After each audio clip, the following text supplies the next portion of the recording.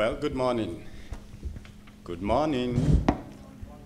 Yeah, I know. It's the last day of the conference, right? Thank you for being here. Today, I'm going to talk about a new things that we're trying to do that involve determination of boiling point, distribution of petrochemicals, using gas chromatographic separation and chemometrics. Okay. As we know, the utility of petrochemicals depends highly on their boiling point. Okay, the boiling point can determine if something is going to be used as a fuel, as a gas, liquid, solid, and so it's pretty important in petrochemical industry, one. And determination of boiling point also is very essential for someone who do basic research in terms of chromatography separation. So the question is, we know conventionally people use fractional distillation, okay, for determining the boiling point of petrochemicals. It's an excellent method. Forever, it's going to be one of the key method to use to determine the boiling point.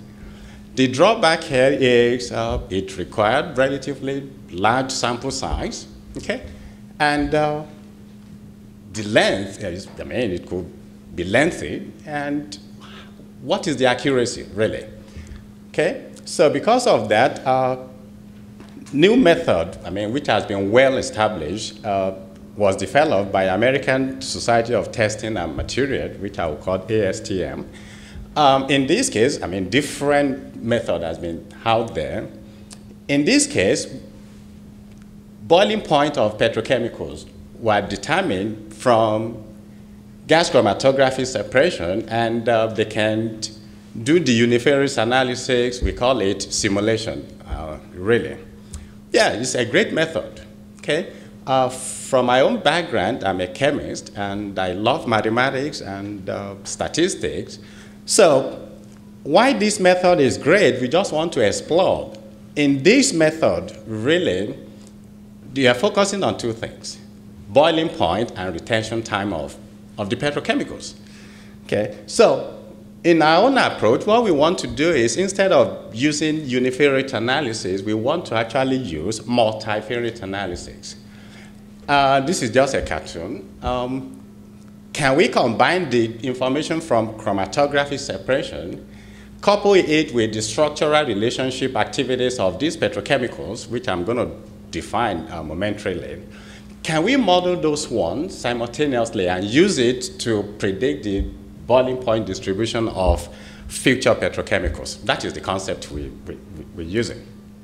Well, I'm going to just quickly talk about chemometrics. Simply, this application of statistics and mathematics to chemical data analysis is well established, of course. It has a way of getting out the real information from even a complex data, such as petrochemicals, okay? Even when you have a lot of interferences, we can still model accurately and get the useful information out of it. Chemometrics has been really well established in what? For pattern recognition, particularly in agriculture. Today, if you're from Texas, you can take your spectrometers near IR, take it to the field, shine it, the IR to the agricultural product, okay? And quickly, you can determine the protein content, you can determine the water content right there on the field. So it's been well established. In food industry too, people use this to actually know if something is grown in California, is grown in North Carolina, and even decision. So very powerful method. Okay, and in my own study, I've actually used this concept to resolve challenges and analyte separation in chromatography in capillary electrophoresis. Okay, so how do we do this? Multivariate regression, I'm going to keep it simple. We can actually represent it by this equation. One, where y is my dependent variable, okay? In this case, that's my boiling point. And b's are the coefficient of the regression factors, okay? And x are the independent variables. So if you have many samples, we can actually transform this into matrices, okay, simple math. In this case, this Y contains all the data matrices of the dependent variable, and X contains the matrices of a dependent variable. Well, as long as I know my coefficient, in this case, I can always predict the future sample or whatever I'm interested in. How's this thing done? It's a two-way procedure. In the first one, which I called calibration phase, okay, the X matrices, which is independent variable, is combined with the Y factors, okay, and we can use that one to evaluate the regression model, right? We optimize this carefully, and in the second phase, which I call the validation, you want to see how great your model is, okay? And can you use this model if you compare, if you combine the regression factor that is already determined, combine it with the future matrices, can we predict your what? Your dependent variable? That is the big concept, just in a very simple way. The problem is, in most cases, the X variables actually is what? There could be a problem of collinearity. If that is true, then it's going to limit the ability of the models to actually predict the future things you are trying to do. So let's represent this data in a very simple way. Consider this to be my original data in XYZ, okay, information. So I can transform this by using principal component analysis, okay? In this case, I really want to transform the original data, okay, into hygiene factors in such a way that PC1, which is the first principal component, is orthogonal to the second one and orthogonal to the third one. In that case, I remove the collinearity, and that will better and improve the ability of this model to predict the future thing you are trying to do. The other thing is, this principal component analysis, there's something called score plot, and you're going to see the application of this momentarily. If you plot the first and the second principal component together, okay, this plot right here is actually used for what? For pattern recognition. In fact, people have been using chemometric and this concept now to distinguish between the cancer cells and what? And the normal cells. So the application is just out there. Well, the good thing is, in most cases, we only need few principal component analysis to represent your data, okay? So only few data, if you have 1,000 by 500 data matrices, you can actually reduce that data set into a very simple thing that will give you the necessary information you have. Now, so what do we do? What we did is we actually make a solution, petrochemicals, okay? We have a mixtures, and we subjected it to GC analysis. This is the typical chromatogram, okay? And in this slide, what I call SAR here, that is structural activity relationship of these petrochemicals. These are the petrochemicals or analyte, and here we have the density, the melting point, molecular weight, number of single bond, double bond, number of carbon, hydrogen, refractive index, vapor density, flash point, boiling point, okay? We put all those one into the equation. Of course, we get the retention time from chromatographic separation. So what we've done is now we subject this data in entirety to multivariate regression analysis. Remember, the typical ASTM only focus on modeling the boiling point and the retention time. Okay, so this is the typical regression we have. Okay, in this case, this is the measured boiling point in this case, and this is the predicted. If you look at it, that's a nice regression model. So the challenge is, can we use this model to predict the boiling point of future independent samples? Okay, so well, before we do that, I'm going to show you something. This is pretty interesting. This is what we call X and Y loading from the principal component analysis. If you look at this point, here is boiling point, here is flash point, this is molecular weight and melting point. All these ones are contributing to these regression models in a very different way. So in a way, it's not just only the molecular weight or the boiling point or retention time here that is actually affecting the predictability, I mean, how well your model is going to predict the future boiling point. Another interesting thing that we find out is from the score plot. I told you we can use this for pattern recognition. It's amazing that we can actually classify these petrochemicals into 3 major groups. We have some here, and I mean, you can see what, and this one here, anything that is probably hexane, pentane, and 2 substituted a group in one group, and we have a very high molecular mass and high boiling point group in the other group. So this one can be used even for a future prediction. If you throw your unknown sample into this, based on where it is, you can actually guess, yeah, it has to be in this range of boiling point, in this range of molecular mass. Pretty interesting. Well, what we've done is we want to actually see if we can predict the boiling point of future samples. To do so, we obtained this gas mix, which is commercially available, D3710. It contains these various analytes, and these are the, of course, structural relationship activities. So we subjected this to chromatography separation, and we obtained the different retention time. So what we do is the model we previously developed, we use it to actually predict the boiling point of this. I must emphasize that there are 2 ways of validating your model. You can use what we call cross-validation, which is leave one out, and you can use a test sample. This is independent, okay? Well, we tested it using another different gas mix. This one is MA VHP gas mix. Again, this is the analyte contained in these mixtures, and these are the structural relationship information. We conducted the GC separation, okay?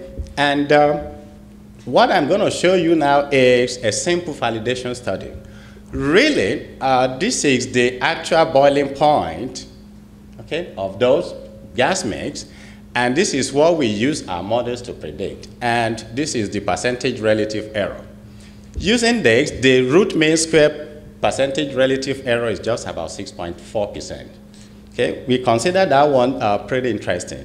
So to see how great this model could be, we did a comparative analysis using the typical univariate regression analysis, which means we are not considering all those other variables. We only focus on the boiling point and the retention time. If you compare this one using univariate regression analysis, the root mean square percentage relative error of prediction is about 32.9. So which means incorporating other variables, okay, actually have a significant effect on the ability to predict the future boiling point. This is the calibration study that we conducted using the other gas mix. Using MI rate, of course, we have the prediction error of about 10%. Using the conventional method, the error is actually as great as what? As almost 40%. So again, it's emphasizing that we have to consider the structures of the compound holistically before we can actually get a better prediction. Well, I've told you I'm going to be right there on the time. What is the message? What is the conclusion here? First, we can actually subject the structural activity relationship, combine it with the chromatographic separation, okay? We can model it accurately, right? The other message we know is we can use this concept to estimate, accurately the boiling point of petrochemicals. And other interesting thing, the message we find that is using the principal component analysis, we can actually use this for pattern recognition. Where do we want to take this one to? Well, of course, we actually want to go and collaborate with people in petroleum industry now to actually get a real sample and use the same concept to expand this study. I mean, we want the boiling point to go from, a wide range of analyte. And that is the simple thing I have for you, and thank you for your time for being here on the last day of this conference. Thank you so much. Okay, thanks, Dr. Sayo. Questions? Yeah, we have time for questions. Time for questions, yeah, please. Thank you. Hello. A couple of details in your experimental work I'll be quite happy to know. Was the column a packed or capillary, and what sort of detector? Was it flame ionization detector or what? Well, okay, thank you for that interesting question. In this one, we actually use mass spec as a detector, okay? Because mass spec allows us to accurately determine not just the peak itself, but each analyte in that gas mix. Of course, from commercially, we know what is in there, but using fragmentation, MS, fragmentation of the ion, each peak, we accurately know this peak belongs to this analyte. And as per the column, and by the way, if you want to know the details, this separation was done in temperature programming mode. So which means we gradually increase the temperatures so that we can have a better resolution. And remember, the resolution of analyte is when you have something greater than what? The resolution between the adjacent peak is more than what? 1.5. And what we have here is way, way, way more than that. In time of column, we actually try different columns. And we look at what do I call it? The polarities of the stationary phase in there. Okay, actually we use silicone, okay, silicone based. So yeah, we try different things. But what is very important is as long as you can have a better resolution of your analyte, and I can flip back, there's no coelution in any of the peaks. Okay, I mean, we still have a decent separation. So the key thing is as long as you can achieve a better resolution of the analyte, you know the retention time accurately, then you can subject it to other information. Yeah. But forgive me if I missed something, but you still haven't told me whether the GC column to which you refer there was packed or capillary. Oh, okay. Well, this is capillary. Capillary, okay. Yeah, this is. Oh, this is capillary. This is a very thin. That's capillary. Mm-hmm. Yeah. Is there any theory predict the boiling point and will consistent with your modeling? Is there what? Any theory on boiling point calculations? Well, there are so many theory in there for calculating the boiling point. Okay, but what we focus on is we just want to improve on what is out there, which is American testing method of boiling point determination, okay, which they call simulation, really. So you do your separation, and I didn't show this one. If you actually plot the boiling point directly against the retention time, you're going to see a curvature. Instead of having a very nice regression straight line that we have when we incorporate other things. Well, I mean, everybody knows that. That's no news. So again, that is one of the advantages of what we have here. Okay, any more questions? One yes, more? Sir. What is the accuracy of your predicted and experimental usually boiling point find? What is the accuracy? Well, accurate. Could you show last slide? Next. Oh, this. This Well, and pentane. Pentane, it is temperature predicted. Yeah, these are the predicted values. This is the actual boiling point. And then next. Pentane predicted 79.8. Yeah, this is univariate regression analysis. This is the conventional method. But experimentally, usually in laboratory, you can measure boiling point. Yeah, you can use it. Accuracy. Well, the accuracy. Same or not? if you want, maybe what you meant is you want to determine the boiling point using the conventional thing when you put it in the test tube. Yeah, it's going to still be accurate, but what we are trying to do now is we are using a very small, I mean, everybody knows that you only have to inject a very small sample into your gas chromatography. And with all those complex, okay, you are not even determining this one at a time. You have a mixtures, right, that you injected, and from that single injection, you can predict all the boiling point of your analyte present. So I think that is amazing techniques. And if you look at this, I mean, this is the conventional method. The error overall for this analyte is 32. And what we did when we incorporate other information is just about 6.4%.